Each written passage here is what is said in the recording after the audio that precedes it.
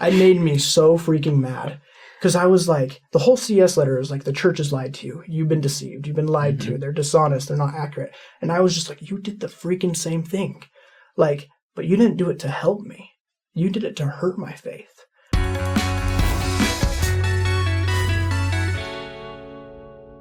Hello everyone, welcome back to Saints Unscripted. We're with a very special guest, Bridger, or also known as Bridge Thoughts on TikTok, who, if you don't know, is an absolute legend on TikTok. Any and every attack comment, you know he's already destroyed it tenfold. So Bridger, welcome to Saints Unscripted. Tell us a little bit about yourself, where you're from, your TikTok, the whole shebang. I'm a member of the church. I grew up in the church, pretty, I guess, more orthodox. Went through a faith crisis about 2 years ago now. I entered into about a year-long faith crisis. I almost left the church. And eventually I came out of that faith crisis on top. And I decided to believe. And from there, a couple months later, I started making TikToks just responding to criticisms I don't think were really fair or were missing some context. And I guess now here I am. Awesome. So that was a nutshell version of something that sounds like a major life event for you. Yeah, it was big, yeah. How did you get through that faith crisis? So my life kind of starts off with a miracle.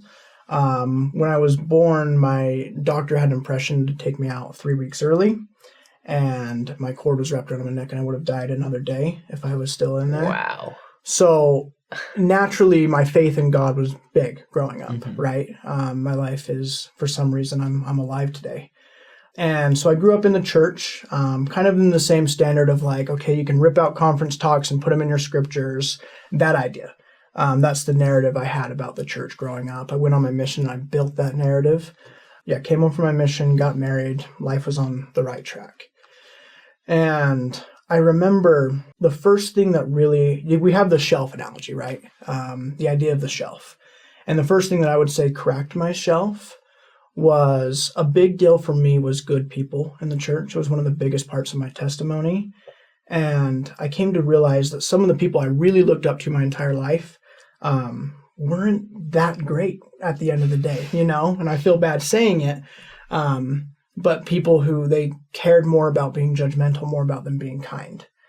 And so that was the first thing that like cracked my shelf and made me start questioning, is this all true? Is this what's going to make me the best person? What's going on here?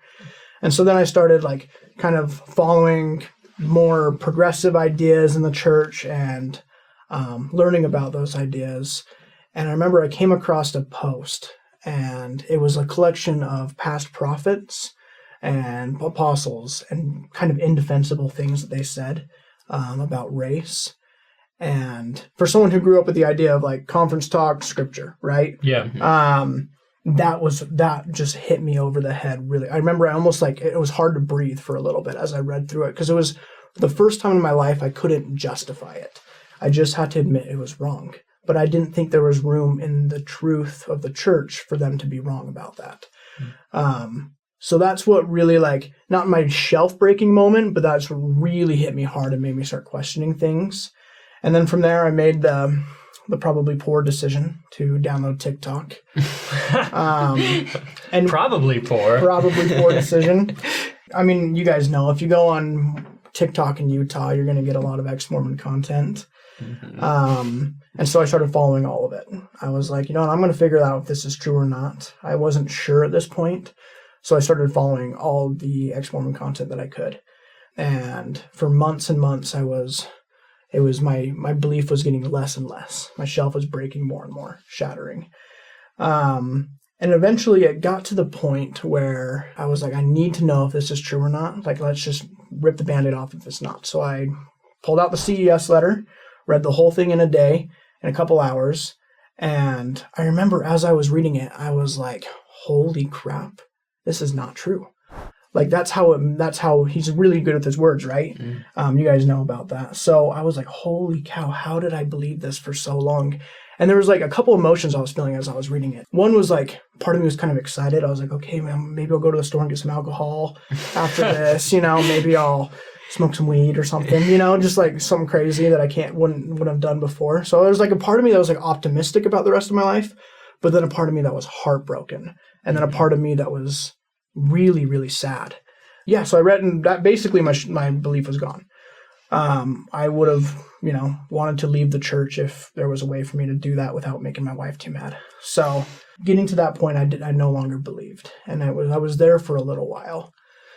And then I remember I went to church with my wife, and you know how it is when you feel the Spirit, right? Like there's a sense of optimism, a sense of motivation, hope.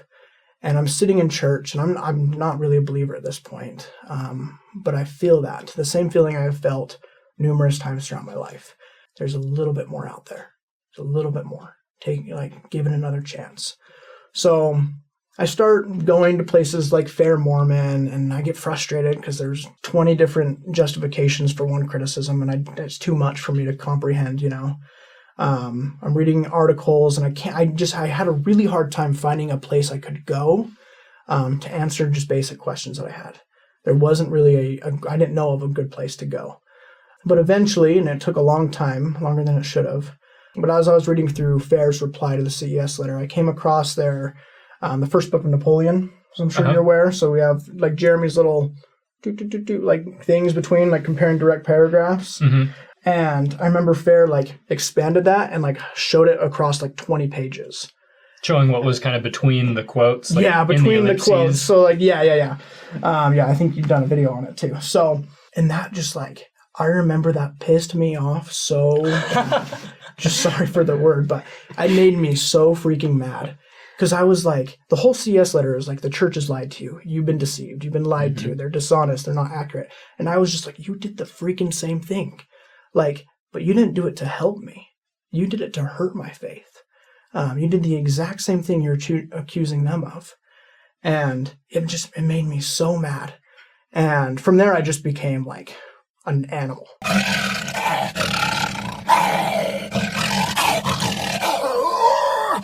Just became obsessed with church history. Like something ignited in me, and it hasn't left since.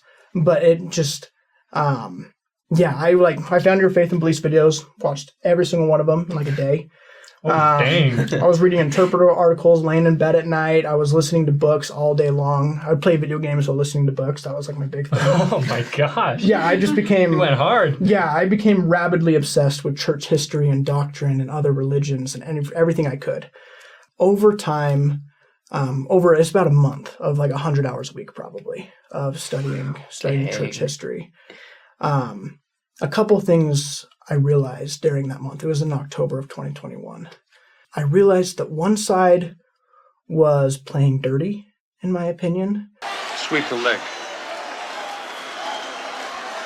You have a problem with that?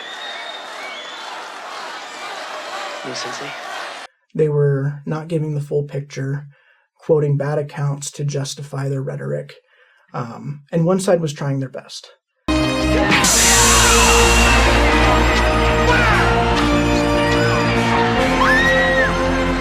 And that was huge for me to realize. Even though both sides had flaws, I feel like one was actually trying and one was not being honest. And then I personally reached the conclusion, which is one of the most monumental moments in my life, is there is just as much evidence the church is true as there is that it's not. And that was a huge moment for me because I realized if that is the case, if that's my reality, then I get to choose. I get to choose what I want to believe. And so I thought about that for a couple of days. Sitting in my car or at home, I just was thinking about what do I want to believe? And I thought about the burdens of belief and unbelief. Maybe I'm going to have to deal with some uncomfortable history if I stay believer. But does that really outweigh the hope of eternal family? The hope that I'll see my family again in the next life? Does it outweigh my identity as a child of God? Would I rather just be a random statistical chance than someone capable of becoming like God?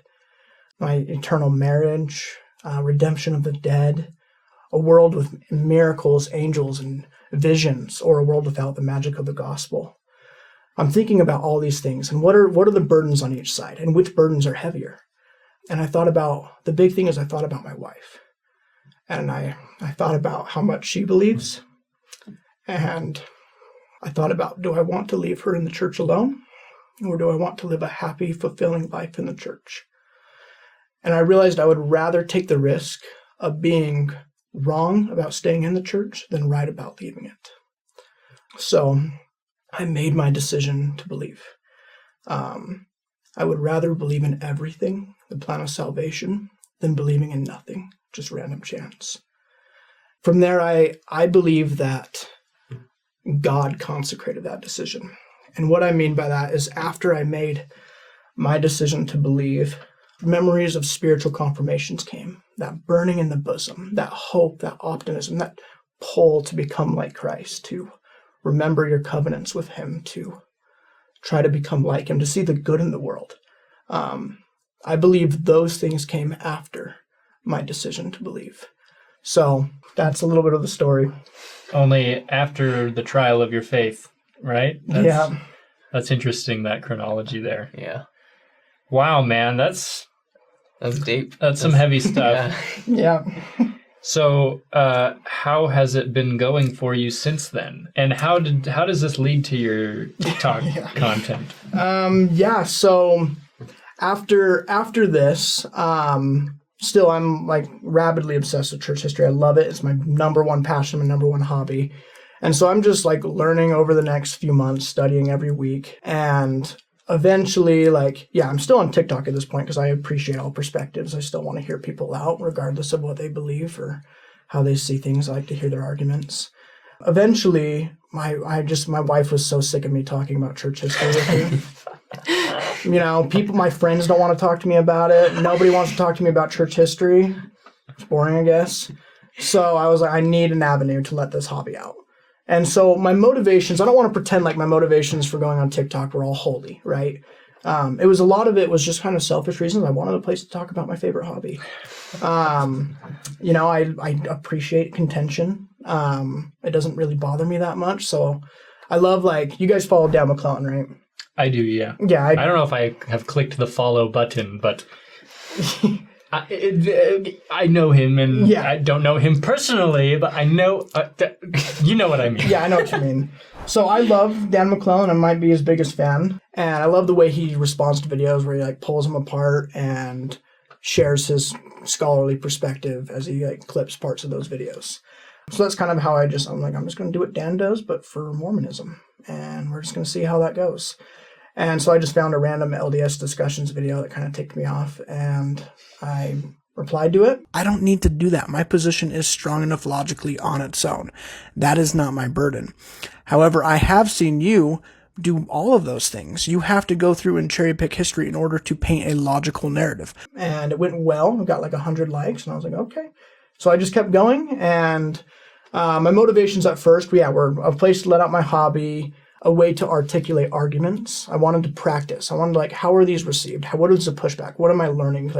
I want to see how these arguments are received so I can learn from and articulate them better in the future. So I'm doing that, and it's going really well, and making a lot of friends, both in the ex-Mormon community as well as the Mormon community. I really learned that people are good. For the most part, on TikTok, the vast majority of people are good. Of course, there we have the bad examples and the 12, 60-year-olds who like to harass everyone in their comments on the app. But for the most part, both communities on TikTok are full of really, really good people. So I just kept going, and to this day, I still enjoy it. My motivations have changed a little bit. Not more as much as the selfish reasons that it was, but there's been quite a few people who've expressed to me that they've found a way to maintain belief, or that they appreciate, learning more about history in a way that's not so biased. And so that's one of the big reasons I continue to keep going. And I think one of the things I appreciate about your TikToks is that they're not, like Caleb mentioned, how terribly you destroy, these arguments that people are making. But you're nice, you're respectful, you're blunt, and you stick up for what you believe in. And I see that kind of Dan McClellan side coming out in you because he's very scholarly, and in the scholarly community, you give and receive criticism rather bluntly, right? Like you're not mocking people per se, but like you're blunt. It is by grace you are saved after all you can do. Using one scripture in the Book of Mormon to summarize what our gospel is incredibly dumb. That's like me pulling one verse from the Bible to tell you what you believe. Don't do that. You're very blunt. Like if something is nonsense, you say this is nonsense and this is why. Yes, the Church of Jesus Christ of Latter-day Saints absolutely does teach that, and the suggestion that we don't is absolute nonsense. Which, did you take that phrase specifically from Dan? Pretty much everything. Yeah. Pretty much everything. Well, it's well used. But I appreciate that you're not trying to hurt people. Mm-hmm. I think that's really important in these kinds of conversations. And it's interesting, though, that you mentioned that you've made a lot of friends that are critics of Yes. the Latter-day Saint faith. Yes. What is that like? How did that happen? Yeah, so a big thing for me when going on is I wanted to be fair to myself. I wasn't going on to represent the church. I wasn't going on to try to be an apologist. I just wanted to share my opinion. And sometimes that opinion means criticizing my own faith and the people in my own faith. And I do that quite frequently. You light up the world like nobody else by the way that you speak and respect yourself. First, we have no authority or jurisdiction to judge people or tell people how they should respect themselves. That's not in our authority. Second, this video is a bunch of men telling women how to dress. That's nonsense. And because of that, I guess, nuanced approach, I think people have a little bit of respect for me and are willing to engage in more conversations. And so I adore a lot of the ex-Mormon creators on there. I've gone on lives with them. I chat with them quite frequently. I adore them. I think they're fantastic people. Same with many of the church creators on there. I just think they're great people. And I think bridges can be built if we can just have conversations. Love it. Mm-hmm. Love that. Yeah. And to kind of just wrap this all up, do you have any advice to any of our audience or people out there who might have been going through a similar faith crisis to you, or they're also trying to be vocal about defending the faith on TikTok or social media, and they're getting some comments that they don't really know how to handle? How would you give those people advice? Yeah, so I'll hit both of those. Going into a faith crisis, find simple resources. And the number one I would recommend, and just the endorsement here, is David's Faith and Beliefs. That was the number one resource for me when I started re-engaging with the church. I love people like Fair and Interpret. I think what they do is valuable, but sometimes it can be overwhelming and faith crushing with so much information presented so scholarly, right? Sometimes you just need people like Dave who are willing to tackle and give their interpretations on things in a fair way. You need a layman like me to dumb it down. Yeah. So that's for a resource, I would go to Faith and Beliefs immediately in a faith crisis. That's the first place I would go. Thank you. That's very kind of you to say. Yeah. Yeah. I mean, you helped save my faith. So yeah, the endorsement. As well as for people who want to start engaging, be kind. Be bold, be confident in your beliefs, but don't be a jerk. Don't insult people or make fun of their families, Yeah, be kind. Be proud of our gospel. I never believe that we have the moral low ground. I think our doctrine stands up for itself. I think the evidences for the church stand up for themselves. We don't need to be dishonest. We don't need to twist facts in order to make the church look better. It looks good on its own. We just need to be transparent. Love it. If people have questions for you, how can they find you? Where can they reach out to you? So you can follow me on TikTok, Bridge Thoughts. I have an Instagram. That'll probably be the best place to just send me a message there. It's just Bridge Thoughts on Instagram. So, yeah. Well, Bridger, thank you for coming on with us. Thank you for what you do and for how you do it. I see your TikToks on there, and I'm like, guy's got guts. That's what I think when I see that, because I abhor TikTok. I think it is a cesspool for all sorts of communities. But anyway, that's a topic for another time. Thank you for what you're doing. We appreciate it. We appreciate you. You're a great guy. Yeah. Thank you guys. Thank you guys for having me. Sure thing. See you guys next time.